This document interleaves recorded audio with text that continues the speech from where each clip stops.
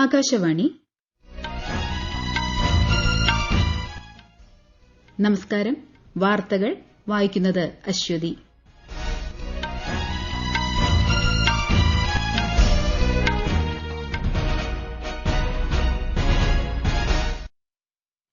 പ്രധാന വാർത്തകൾ. സ്ത്രീകളുടെ നേതൃത്വത്തിലുള്ള വികസനത്തിലൂടെ 21ാം നൂറ്റാണ്ടിലെ ഇന്ത്യ മുന്നേറുകയാണെന്ന് മൻ കി ബാത്തിൽ പ്രധാനമന്ത്രി നരേന്ദ്രമോദി. സാമൂഹ്യ മാധ്യമങ്ങൾ വ്യാപകമാകുമ്പോഴും രാജ്യത്തെ മുഴുവൻ ബന്ധിപ്പിക്കുന്ന ശക്തമായ മാധ്യമമാണ് റേഡിയോയെന്ന് പ്രധാനമന്ത്രി. വോട്ടർ പട്ടികയിൽ പേര് ചേർക്കാൻ യുവാക്കൾക്ക് പ്രധാനമന്ത്രിയുടെ നിർദ്ദേശം. ബീഹാർ മുഖ്യമന്ത്രിയും ജെഡിയു നേതാവുമായ നിതീഷ് കുമാർ രാജിവച്ചു. സുപ്രീം കോടതിയുടെ വജ്രജൂബിലി ആഘോഷങ്ങൾക്ക് തുടക്കം. പ്രധാനമന്ത്രി നയിക്കുന്ന പരീക്ഷാ പേ ചർച്ച നാളെ. കേരള സാഹിത്യ അക്കാദമി സംഘടിപ്പിക്കുന്ന അന്താരാഷ്ട്ര സാഹിത്യോത്സവം ഇന്നു മുതൽ തൃശൂരിൽ. മുഖ്യമന്ത്രി പിണറായി വിജയൻ ഉദ്ഘാടനം ചെയ്യും. ഓസ്ട്രേലിയൻ ഓപ്പൺ ടെന്നീസ് പുരുഷ സിംഗിൾ ഫൈനൽ മത്സരം അല്പസമയത്തിനകം. വാർത്തകൾ വിശദമായി. ജനാധിപത്യത്തിന്റെ മാതാവെന്ന നിലയിൽ ഭാരതത്തെ കൂടുതൽ ശക്തിപ്പെടുത്തുകയാണ് ജനാധിപത്യത്തിന്റെ ഉത്സവങ്ങളെന്ന് പ്രധാനമന്ത്രി നരേന്ദ്രമോദി. 75ാമത് റിപ്പബ്ലിക് ദിനാഘോഷം, 75 വർഷം പൂർത്തിയാക്കുന്ന ഇന്ത്യൻ ഭരണഘടന, സുപ്രീംകോടതി എന്നിവയെ ഉദ്ധരിച്ചാണ് മൻ കി ബാത്തിൽ പ്രധാനമന്ത്രി ഇക്കാര്യം വ്യക്തമാക്കിയത്. ഗാഢ വിചിന്തനത്തിന് ശേഷം തയ്യാറാക്കിയിട്ടുള്ള ഇന്ത്യൻ ഭരണഘടനയെ ജീവനുള്ള രേഖ എന്ന് വിളിക്കുന്നു. അയോധ്യയിലെ പ്രാണപ്രതിഷ്ഠ രാജ്യത്തെ കോടിക്കണക്കിന് ജനങ്ങളെ ഒരു ചരടിൽ കോർത്തുവെന്നും അന്ന് വൈകുന്നേരം രാജ്യം മുഴുവൻ രാമജ്യോതി തെളിയിച്ചത് വികസിത ഭാരതത്തിനായുള്ള നമ്മുടെ ദൃഢനിശ്ചയത്തിന്റെയും കൂട്ടായ്മയുടെ ശക്തിയെയും കാണിക്കുന്നതാണെന്നും പ്രധാനമന്ത്രി പറഞ്ഞു. 21ാം നൂറ്റാണ്ടിലെ ഇന്ത്യ സ്ത്രീകളുടെ നേതൃത്വത്തിലുള്ള വികസനത്തിലൂടെ മുന്നേറുകയാണെന്ന് പ്രധാനമന്ത്രി നരേന്ദ്രമോദി മൻ കി ബാത്തിൽ പറഞ്ഞു. ഇത്തവണ റിപ്പബ്ലിക് ദിന പരേഡിൽ നിറഞ്ഞുനിന്ന വനിതാ സാന്നിധ്യത്തെ ഉദ്ധരിച്ചാണ് പ്രധാനമന്ത്രിയുടെ പരാമർശം. പരേഡിലെ 20 സ്ക്വാഡുകളിൽ 11ലും വനിതകൾ മാത്രമായിരുന്നു. ജലം, ഭൂമി, ആകാശം, സൈബർ ലോകം, ബഹിരാകാശം എന്നിങ്ങനെ എല്ലാ മേഖലകളിലും സ്ത്രീശക്തി രാജ്യത്തെ എങ്ങനെ സംരക്ഷിക്കുന്നുവെന്ന് കാണിച്ചു തന്നു. DRDO ने जो झांकी निकाली उसने भी सभी का ध्यान खींचा. उसमें दिखाया गया कि कैसे नारी शक्ति जल, थल, नभ, साइबर और स्पेस हर क्षेत्र में देश की सुरक्षा कर रही है. 21वीं सदी का भारत ऐसे ही विमेन लेड डेवलपमेंट के मंत्र के साथ आगे बढ़ रहा है. സ്വയം സഹായ സംഘങ്ങളുടെ കാര്യത്തിലും സ്ത്രീകൾ തങ്ങളുടെ മുദ്ര പതിപ്പിച്ചതായി പ്രധാനമന്ത്രി പറഞ്ഞു. ഇത്തവണ പത്മ പുരസ്കാരം ലഭിച്ചവരിൽ 30 പേർ വനിതകളാണെന്നും പ്രധാനമന്ത്രി ഓർമ്മിപ്പിച്ചു. പത്മ പുരസ്കാരങ്ങൾ ജനകീയ പുരസ്കാരങ്ങളായി മാറിയെന്ന് പ്രധാനമന്ത്രി. പുരസ്കാരങ്ങൾക്ക് സ്വയം നാമനിർദ്ദേശത്തിനുള്ള അവസരം ഉൾപ്പെടെ വരുത്തിയ മാറ്റങ്ങളാണ് ഇതിന് കാരണം. ഇത് പുരസ്കാരത്തിന്റെ അന്തസ്സും വിശ്വാസ്യതയും ബഹുമാനവും ഓരോ വർഷവും വർദ്ധിപ്പിക്കുവാൻ ഇടയാക്കിയെന്നും മൻ കി ബാത്തിൽ പ്രധാനമന്ത്രി പറഞ്ഞു. അവയവദാനത്തെ പ്രോത്സാഹിപ്പിക്കാനായി രാജ്യത്ത് നടന്ന ശ്രമങ്ങൾ അനുകൂല അന്തരീക്ഷം സൃഷ്ടിക്കുകയാണെന്നും ഇതിലൂടെ നിരവധി പേരുടെ ജീവൻ രക്ഷിക്കപ്പെടുന്നുണ്ടെന്നും മൻ കി ബാത്തിൽ പ്രധാനമന്ത്രി പറഞ്ഞു. ജീവിതാവസാനത്തിന് ശേഷവും സാമൂഹിക ജീവിതത്തോടുള്ള കടമകൾ നിറവേറ്റുന്നവരാണ് അവയവദാനം നടത്തിയവരെന്ന് പ്രധാനമന്ത്രി വ്യക്തമാക്കി. ലോകാരോഗ്യ സംഘടനയുടെ സഹായത്തോടെ ആയുഷ് മന്ത്രാലയത്തിന്റെ നേതൃത്വത്തിൽ ആയുർവേദം, സിദ്ധ, യുനാനി എന്നീ രംഗങ്ങളിലെ വിവരങ്ങളും പദകോശങ്ങളും തരംതിരിച്ചിരുന്നു. ഇത് ഈ മേഖലയിൽ ഗവേഷണത്തിൽ ഏർപ്പെട്ടിരിക്കുന്നവർ ഉൾപ്പെടെ വൈദ്യശാസ്ത്രത്തിൽ വൻ നേട്ടമാണുണ്ടാക്കിയതെന്നും പ്രധാനമന്ത്രി പറഞ്ഞു. സാമൂഹ്യ മാധ്യമങ്ങളുടെയും ഇന്റർനെറ്റിന്റെയും ഈ കാലഘട്ടത്തിൽ പോലും രാജ്യത്തെ മുഴുവൻ ബന്ധിപ്പിക്കുന്നതിനുള്ള ശക്തമായ മാധ്യമമാണ് റേഡിയോ എന്ന് പ്രധാനമന്ത്രി. മൻ കി ബാത്തിലൂടെ ഒരു പതിറ്റാണ്ട് പിന്നിട്ട ബന്ധം ഉദ്ധരിച്ചാണ് പ്രധാനമന്ത്രി ഇക്കാര്യം വ്യക്തമാക്കിയത്.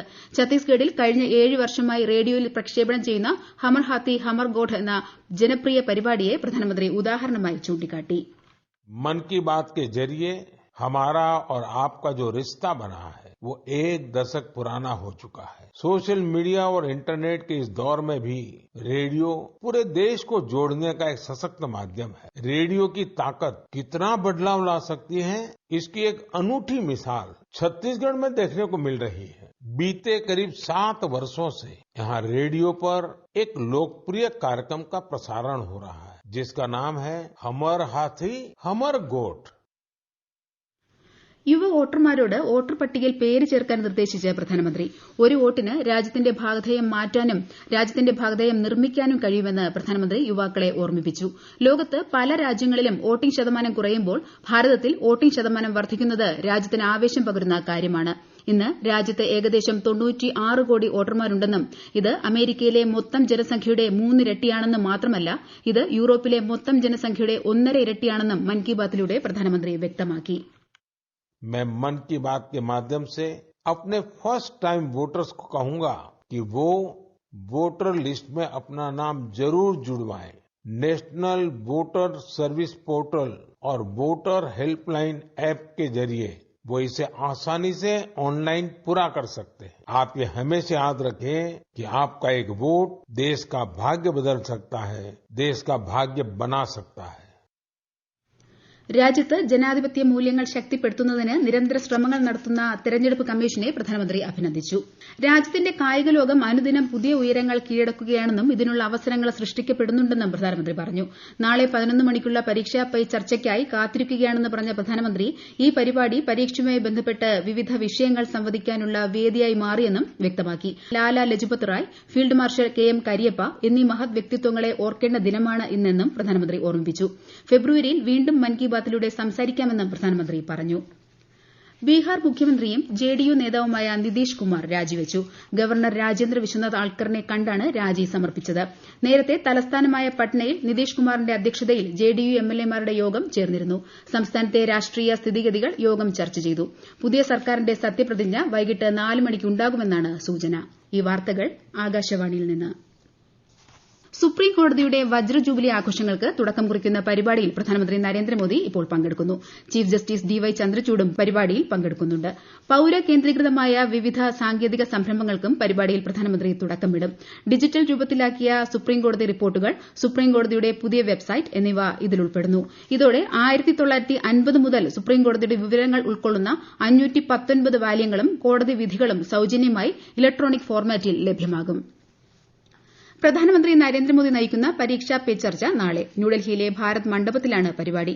പരിപാടിക്കായി രജിസ്റ്റർ ചെയ്തവരുടെ എണ്ണത്തിൽ കഴിഞ്ഞ 6 വർഷത്തിനിടെ റെക്കോർഡ് വർധനയാണ് ഉണ്ടായത്. വിദ്യാർത്ഥികളും അധ്യാപകരും രക്ഷിതാക്കളുമായി 2,26,00,000 പേർ ഈ വർഷത്തെ പരീക്ഷാ പേ ചർച്ചയിൽ രജിസ്റ്റർ ചെയ്തതായി കേന്ദ്ര വിദ്യാഭ്യാസ മന്ത്രാലയം അറിയിച്ചു. 3000-ഓളം പേർ പരിപാടിയിൽ നേരിട്ട് പ്രധാനമന്ത്രിയുമായി സംവദിക്കും.